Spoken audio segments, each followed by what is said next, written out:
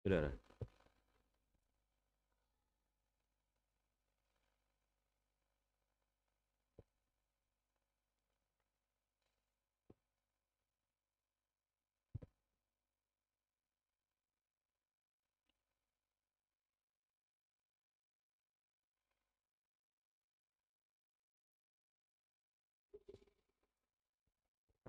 Assalamualaikum warahmatullahi wabarakatuh. Hamidan wa musallian alhamdulillahi rabbil alamin. Allahumma salli wa sallim ala sayyidina Muhammad wa ala alihi wa sahbihi ajma'in, amma ba'du. Hadirin jamaah pengajian habis maghrib yang dimuliakan oleh Allah Subhanahu wa ta'ala. Imam Al-Ghazali itu pernah menjelaskan begini. Ada 4 kondisi ketika manusia itu sebelum melakukan perbuatan.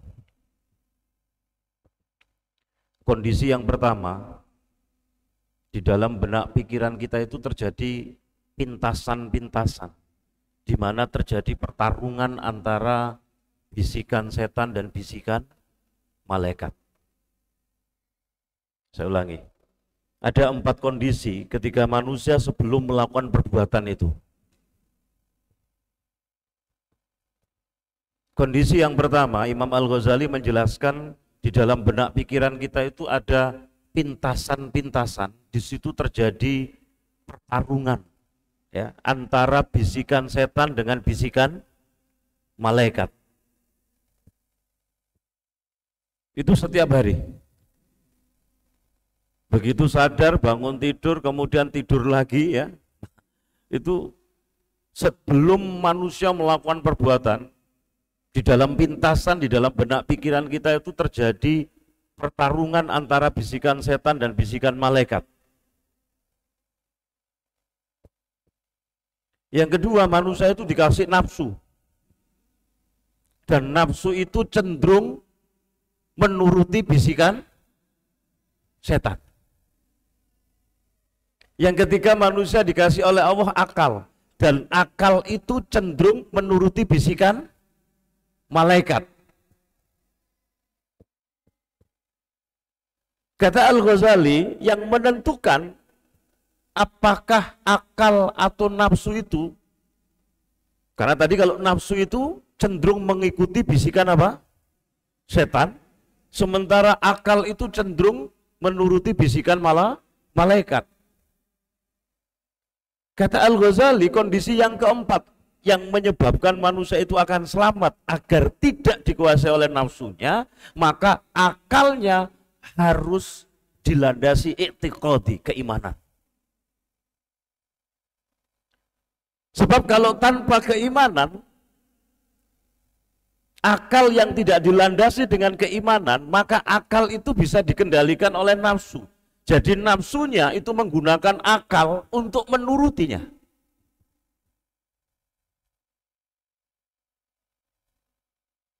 Betul apa enggak ketika setiap hari, seringkali apa enggak dalam benak kita itu terjadi pertarungan apa enggak?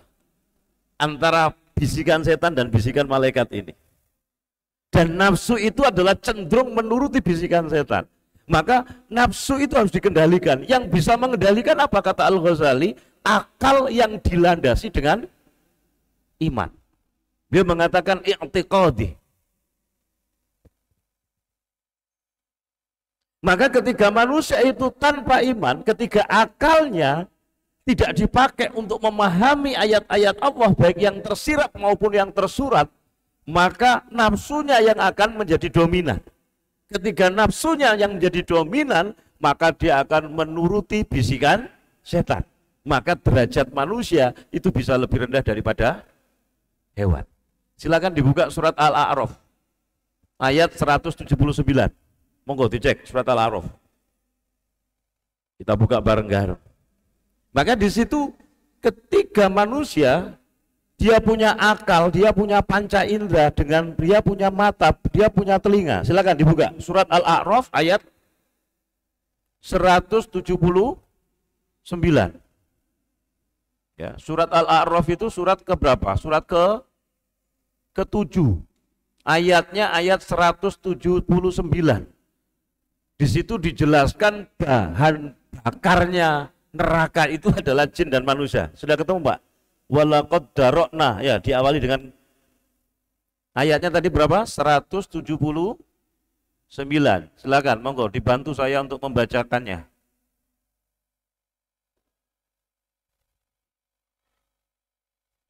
Seratus tujuh puluh sembilan.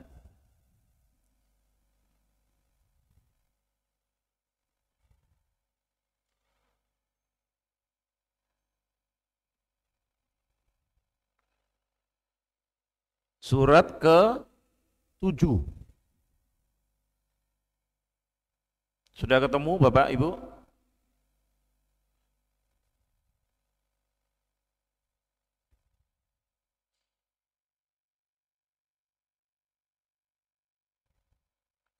Seratus 179. Walaqad darokna li jahannama.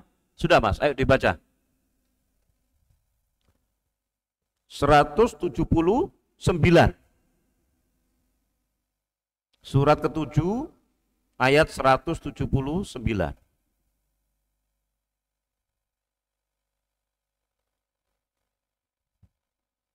Sudah, ayo.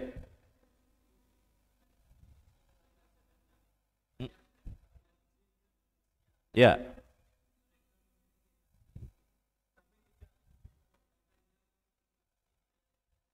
Mm.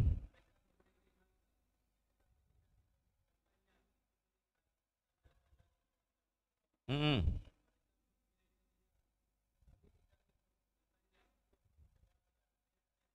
Ya. Iya.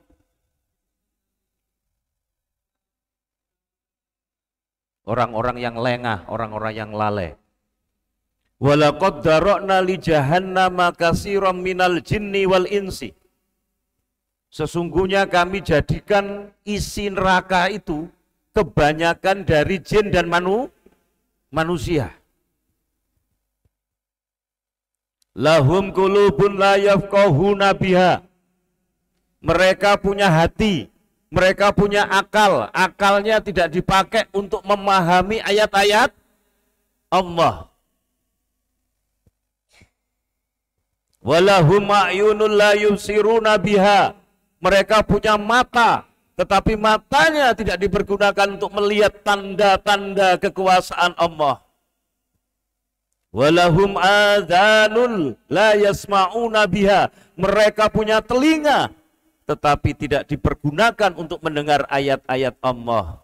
Ulaika kal an'am. Mereka itu sebagai binatang ternak. Ya. Jadi kalau manusia tidak menggunakan akalnya, manusia dikasih oleh Allah panca indera, tidak digunakan untuk memahami ayat-ayat Allah, baik yang tersirat maupun yang tersurat. Bahasa Al-Quran, Allah menyebut mereka disebut apa? Kal an'am. Mereka itu seperti binatang ternak, balhum adhol, bahkan lebih rendah, lebih sesat. Maka betul kata Imam Al-Ghazali tadi itu. Jadi ketika manusia sebelum melakukan perbuatan, itu ada 4 kondisi tadi itu. Kondisi yang pertama, dalam benak kita itu terjadi pertarungan tadi, ada pintasan. Di mana ada bisikan setan dan bisikan malaikat.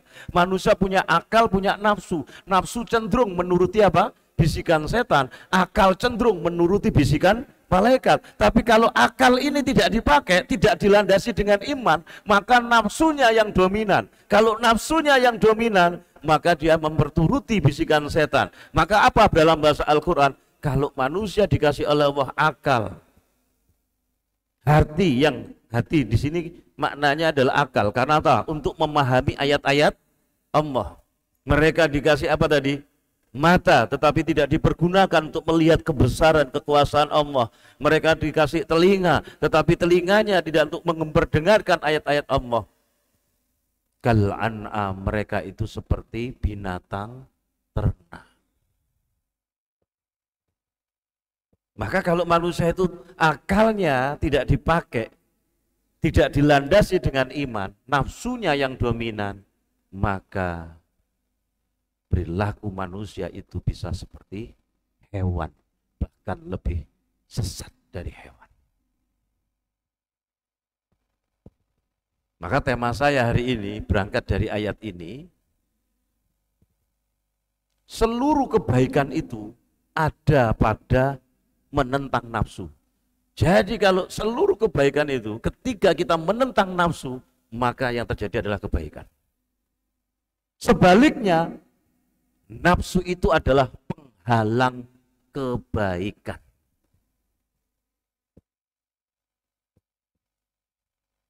Jadi kalau tadi saya mengatakan seluruh kebaikan itu ada pada menentang nafsu, itu maknanya nafsu itu harus dikendalikan. Karena mengendalikan nafsu itu adalah jalan untuk menuju kebaikan. Kata Imam Al-Ghazali tadi, kalau nafsu ini tidak dikendalikan oleh akal yang dilandasi dengan iman, maka nafsu ini cenderung nuruti bisikan setan. Imam Mawardi dalam kitabnya Adabud Dunya Fiddin, beliau menjelaskan nafsu itu penghalang kebaikan. Jadi agak sama dengan penjelasannya Al-Ghazali. Kenapa dikatakan nafsu itu adalah penghalang kebaikan? Karena ketika manusia itu memperturutkan nafsunya, akalnya tidak dilandasi dengan iman, maka akan memunculkan akhlak yang buruk. Karena nafsu tadi cenderung mengikuti apa? Bisikan setan. Maka Imam Mawardi dalam kitab Adabud Dunya Fiddin, beliau menjelaskan nafsu itu penghalang kebaikan. Kenapa kok beliau mengatakan penghalang kebaikan? Karena nafsu itu nuruti bisikan setan sehingga menghasilkan akhlak yang buruk. Ketika itu dilakukan oleh manusia, maka kewibawaan manusia akan rusak. Bahasa Al-Quran apa tadi? Kal an'am. Mereka itu seperti apa? Binatang. Bal hum adol, bahkan lebih sesat. Saya tanya sama Bapak Ibu sekalian, jenengan tahu sapi? Sapi itu kalau makan rumput secukupnya apa enggak? Halo, Anda tahu sapi? Sapi itu kalau makan rumput, apakah satu truk dimakan? Seekor sapi itu, kalau dia makan, seekor sapi itu, kalau ada rumput satu truk, dia akan makan secukupnya apa enggak? Betul ya? Tapi kalau manusia, ketika akalnya tidak dilandasi dengan iman, jangankan rumput satu truk, hutan pun berjuta hektar dimakan. Betul? Nah, berarti kalau gitu manusia itu kalau nafsunya tidak bisa dikendalikan, ngalang-ngalai sapi apa enggak? Bahasa Quran tadi jelas kan? Kal an'am. Dulu kiai saya itu jelaskan kayak gitu. Sapi itu kalau makan, kalau ada satu truk rumput, paling banter ya apa? Makan secukupnya, betul apa enggak? Tapi kalau manusia tidak dilandasi oleh akidahnya, tidak dilandasi oleh iman, nafsunya yang dipakai, ngalang-ngalai sapi apa enggak? Hutan aja diemplok, betul? Apa yang kemarin lagi rame, korupsi timah, berapa triliun itu? Hanya dihukum berapa?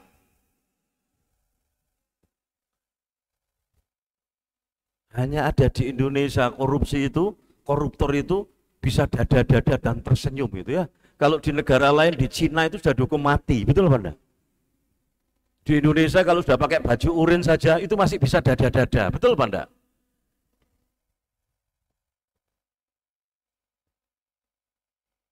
Maka betul dikatakan oleh Imam Mawardi tadi dalam kitab Adabud Dunya Fiddin. Maknanya agak sama apa enggak dengan penjelasan Al-Ghazali tadi itu? Kalau manusia itu akalnya tidak dipakai, tidak dilandasi dengan iman, maka ketika dia memperturutkan nafsunya, maka nafsunya ini akan menuruti bisikan setan. Sehingga akhlaknya buruk, sehingga wibawanya rusak. Bahasa Al-Quran apa? Mereka disebut dengan kal an'am. Mereka itu seperti binatang ternak. Bal hum adol. Ya. Surat apa tadi? Al-A'raf ayat 179. Oke, lanjut. Kalau jajannya wis teko berarti rodok suwi ya. Yang pertama, kenapa tadi saya mengatakan seluruh kebaikan itu ada pada menentang nafsu? Sampai eling-eling. Sesuatu itu kalau kemudian didukung oleh nafsu, maka pasti didukung oleh setan apa enggak? Maka kebalikannya, seluruh kebaikan itu ada pada menentang nafsu. Maka maknanya adalah apa? Satu, mengendalikan nafsu sebagai jalan menuju kebaikan. Nafsu dalam banyak tradisi teman-teman sekalian, itu sering dikatakan dorongan yang bersifat duniawi. Keserakahan, kemarahan, keinginan berlebih. Ya. Yang saya maksud menentang nafsu ini berarti melawan kecenderungan yang merugikan diri sendiri dan orang lain. Ya, kita tidak usah ngomong kayak gini, salah nih kok Gusti Allah ngekei nafsu. Loh, itu urusannya Allah kok. Makanya ketika manusia itu mampu menggunakan akalnya yang dilandasi dengan iman, derajatnya lebih tinggi daripada malaikat. Karena malaikat tidak dikasih nafsu. Tapi sebaliknya kalau manusia tidak menggunakan akalnya yang dilandasi dengan iman tadi, dan dia hanya menggunakan nafsunya, dan nafsu cenderung untuk mengikuti bisikan setan, maka derajatnya lebih rendah daripada hewan. Jadi yang pertama adalah mengendalikan nafsu sebagai jalan kebaikan. Yang kedua, kebaikan itu muncul dari pengendalian diri. Jadi arti menentang nafsu dapat diartikan adalah pengendalian diri atas godaan yang menjauhkan manusia dari jalan kebaikan. Coba jenengan ingat-ingat, sesuatu itu kalau dimusuhi maksiat, dimusuhi oleh nafsu, ya, sesuatu itu kalau dimusuhi nafsu, abot gitu ngelakoni, di situ gak ada kebaikan. Ya, kita bangun sholat malam itu abot apa enggak? Kita mengeluarkan sodako itu abot apa enggak? Karena kalau mengeluarkan sodako kan berarti berkurang kan, menurut pemahaman manusia. Maka kebaikan itu muncul dari pengendalian diri.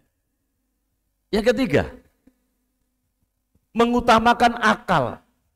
Akal, maka dalam Islam itu, di dalam menuju iman itu tidak boleh manusia itu hanya bermodal perasaan. Tetapi akalnya tadi dipakai untuk apa tadi? Memahami ayat-ayat Allah.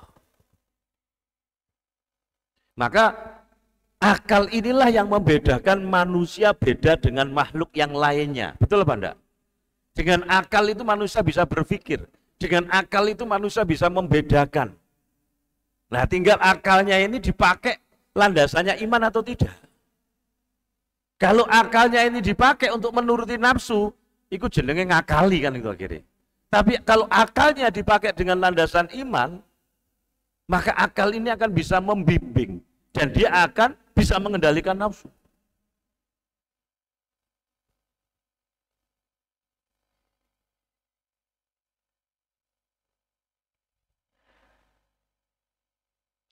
Poin yang keempat,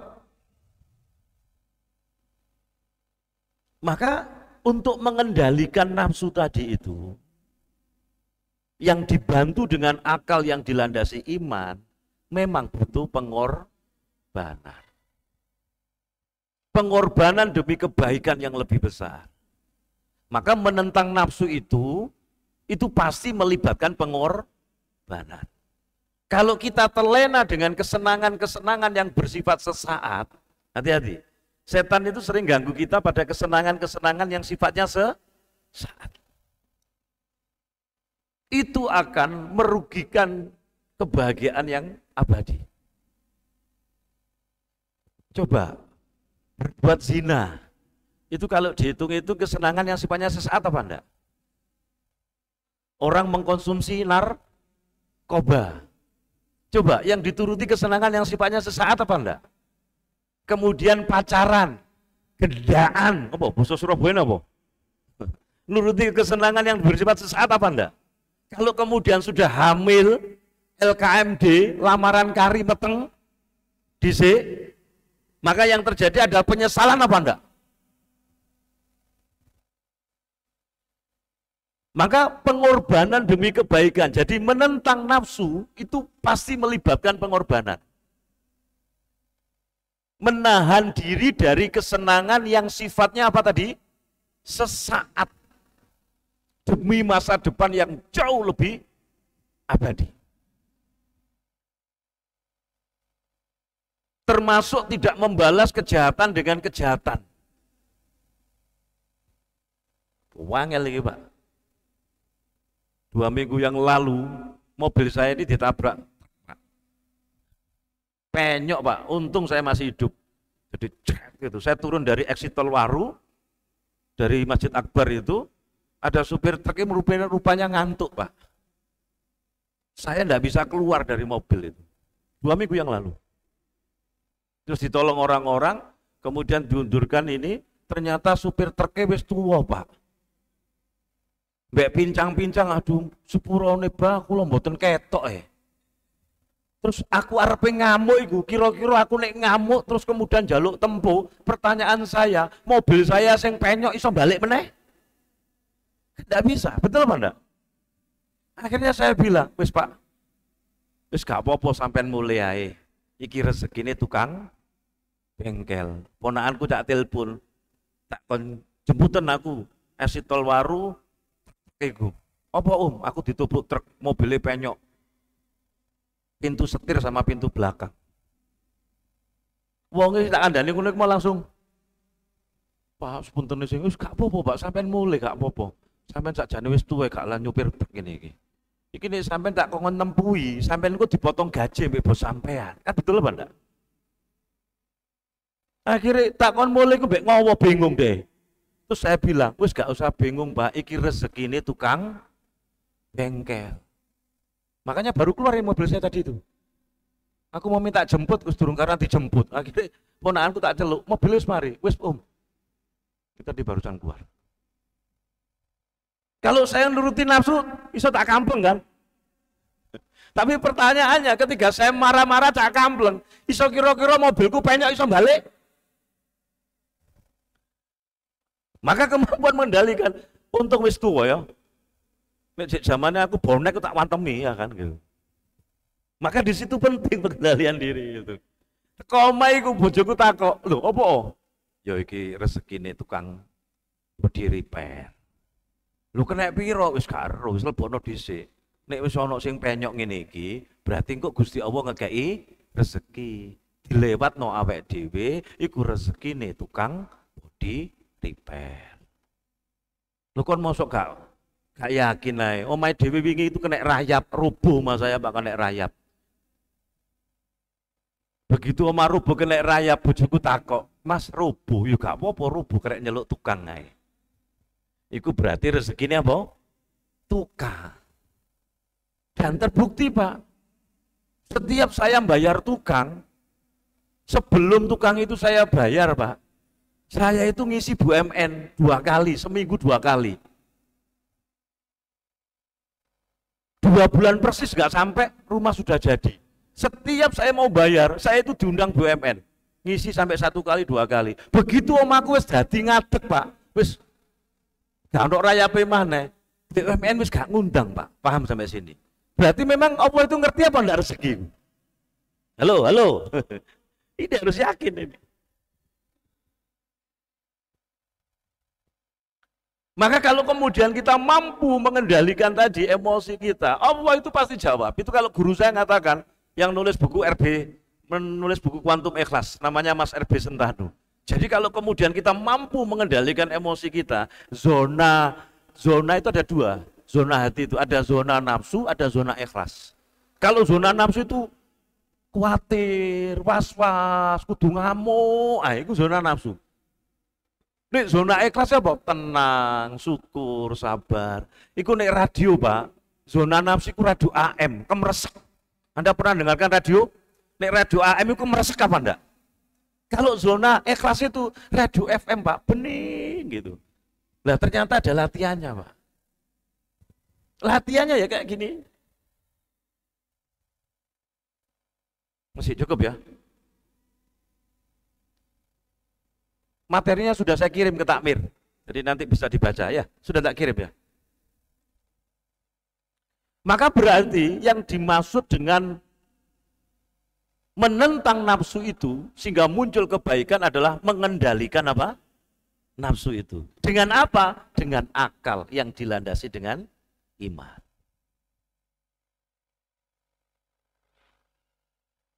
Makanya para sahabat Nabi itu mengatakan gini. Ini kata para sahabat. Kami mendapati kebaikan dan seluruh kebaikan itu terdapat pada ketika kami membenci nafsu. Apa yang dimaksud dengan membenci nafsu itu adalah melawan hawa nafsu tadi, mengendalikan nafsu tadi itu. Maka disebut oleh para ulama salafus saleh, amal yang paling utama adalah amal yang paling dibenci oleh nafsu. Coba saya minta ini. Amal yang paling utama adalah amal yang paling dibenci oleh nafsu. Amal yang dibenci oleh nafsu itu seringkali amal yang memerlukan pengorbanan. Sampai titik ini. Amal yang dibenci oleh nafsu itu adalah amal yang seringkali kalau kita melakukan itu butuh pengorbanan, butuh kesabaran, butuh usaha ekstra. Contoh, tadi saya contohkan. Tangi bengi, sholat tahajud, ayo. Memberikan harta untuk sedekah. Itu abot Pak, karena nafsu itu cenderung untuk menimbun, betul apa enggak? Meminta maaf atau memaafkan orang lain, abot apa enggak? Sampai didolimi, terus sampai enggak ngamuk, memaafkan, abot apa enggak Pak? Halo. Saya tadi cerita, ponakan saya begitu datang itu, loh nanti om, wongnya sing nopo endi ngamuk-ngamuk. Lah wis tak kon ngalih kok. Lho sampean kesabaran. Om, mau ngenteni aku lho. Saiki kon ngamuk-ngamuk. Terus urusan mbek polisi tambah dawa. Wis kon kesabaran, Om. Wis kene. Iki gowon mobil iki, kenalanmu sing iso body repair, iki tak kei dhuwit. Dipin dhisik. Wis sak mari-marine. Om, jadi mbak ngeterno aku mulai ku, ponakanku gedumel ae. Ngono wis aku tak tempeling, Om. Lah kon wong tuwek kon tempeling ya piye? Jadi amal yang paling utama adalah amal yang paling dibenci oleh nafsu. Apa yang dimaksud amal yang dibenci oleh nafsu? Seringkali amal itu memerlukan pengorbanan, memerlukan kesabaran, dan ada usaha apa? Ekstra. Karena nafsu itu, sampai ngiling-ngiling, nafsu itu cenderung mencari jalan yang mudah, jalan yang nyaman, memuaskan keinginan duniawi. Makanya kalau orang itu sudah tidak melibatkan akalnya dan tidak dilandasi dengan iman, maka kalau dia memperturutkan nafsunya, maka pasti menghalalkan segala cara. Karmus, apa Pak karmus itu? Haram-haram dikermus, ya. Kayak obat ya, karmus, haram-haram dikermus.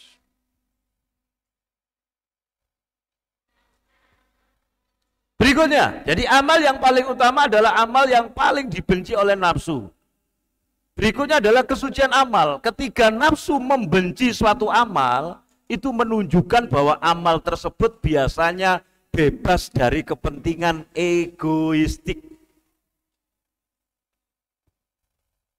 Amal seperti ini lahir karena niat tulus untuk mendekatkan diri kepada Allah, bukan menuruti ego, bukan mencari pujian orang lain.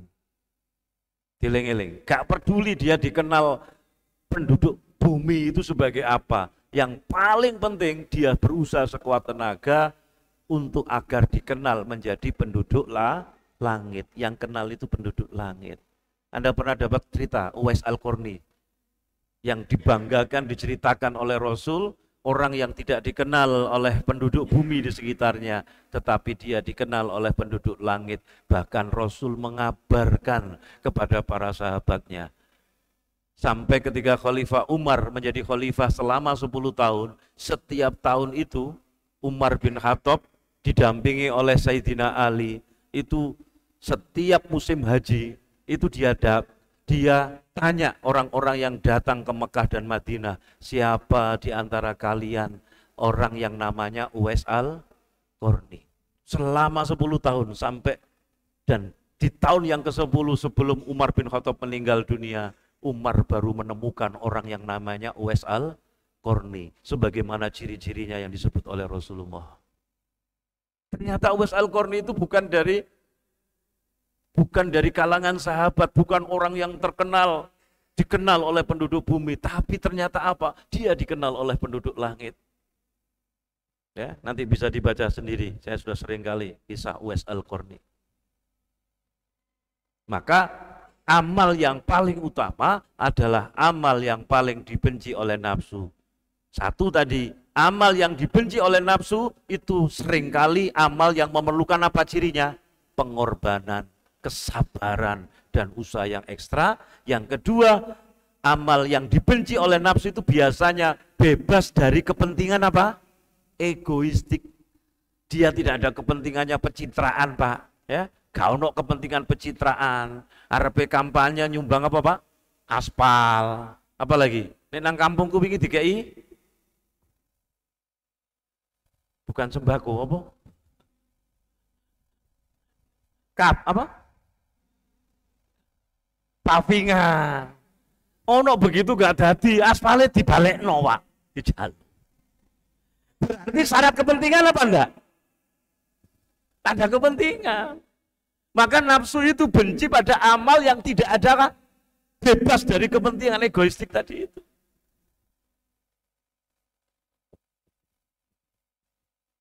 Bukan untuk memuaskan ego, bukan mencari pujian dari orang lain. Yang kedua, kami mendapati kebaikan, kata sahabat tadi, kami mendapati kebaikan dan seluruh kebaikan terdapat pada membenci nafsu. Maksudnya membenci nafsu tadi apa? Bukan menolak keberadaan nafsu, enggak, Pak. Karena nafsu itu bagian dari fitrah manusia. Tapi yang dimaksud membenci nafsu itu adalah melawan hawa nafsu yang mendorong kepada keburukan. Melawan hawa nafsu yang mendorong kepada keburukan. Kalau di dalam Al-Quran disebut dengan nafsu ammarah bisu. Coba jangan buka surat apa itu? Surat Yusuf, coba dicari surat Yusuf ayat 53.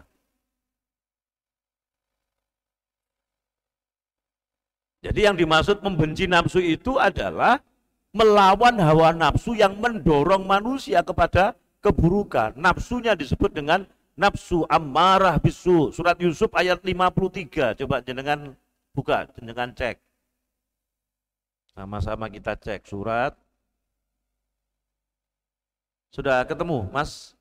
Surat Yusuf ayat 53. Surat Yusuf itu surat keberapa? Surat ke-12 ayat 53. Bunyi ayatnya wama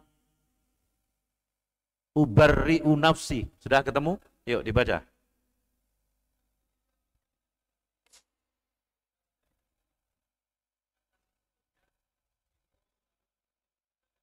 Iya.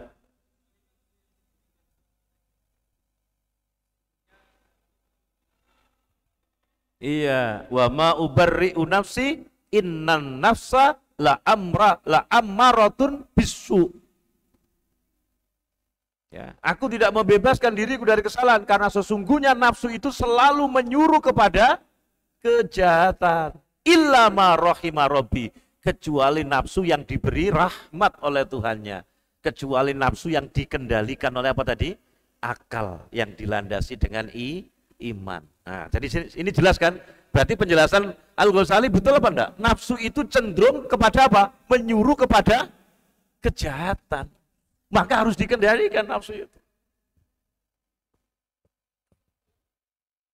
Itu 153. Berikutnya, seluruh kebaikan itu dalam melawan nafsu. Para sahabat Nabi itu memahami betul bahwa kebaikan sejati itu muncul ketika manusia mampu mengendalikan dorongan-dorongan negatif yang ada dalam dirinya. Dan dorongan negatif tadi itu sumbernya dari apa? Nafsu yang menuruti bisikan setan. Maka di dalam syariat Islam itu kan disyariatkan puasa. Salah satu cara mengendalikan nafsu yang paling baik adalah dengan puasa.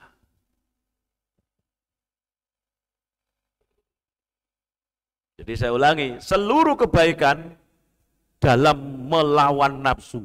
Dan kebaikan sejati itu muncul ketika manusia itu mampu mengendalikan apa? Dorongan-dorongan negatif yang ada pada dirinya.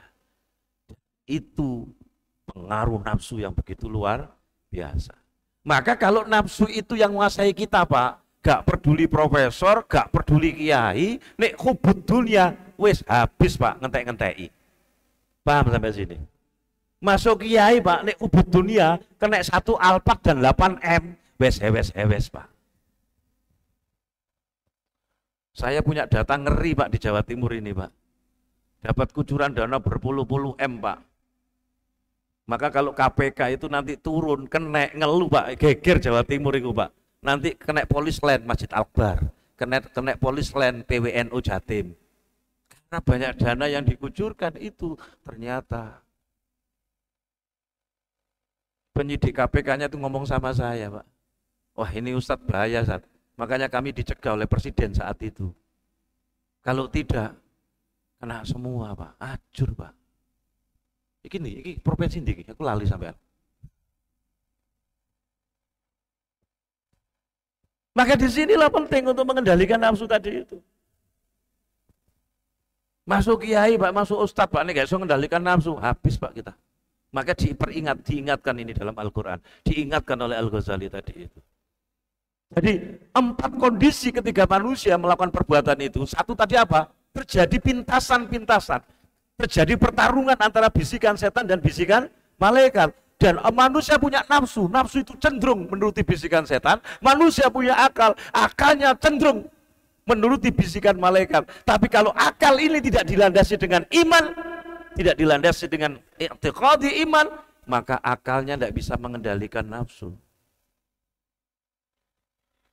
Betul kalau gitu yang disampaikan Al-Ghazali? Anda mau ngaji kayak gini nih, jadi pertarungan apa enggak? Anda mau duduk sebentar nunggu maghrib sampai isya, wabut apa enggak? Apa mana sih ngaji? Oh fakih wis, rodo atos arek iku ngono.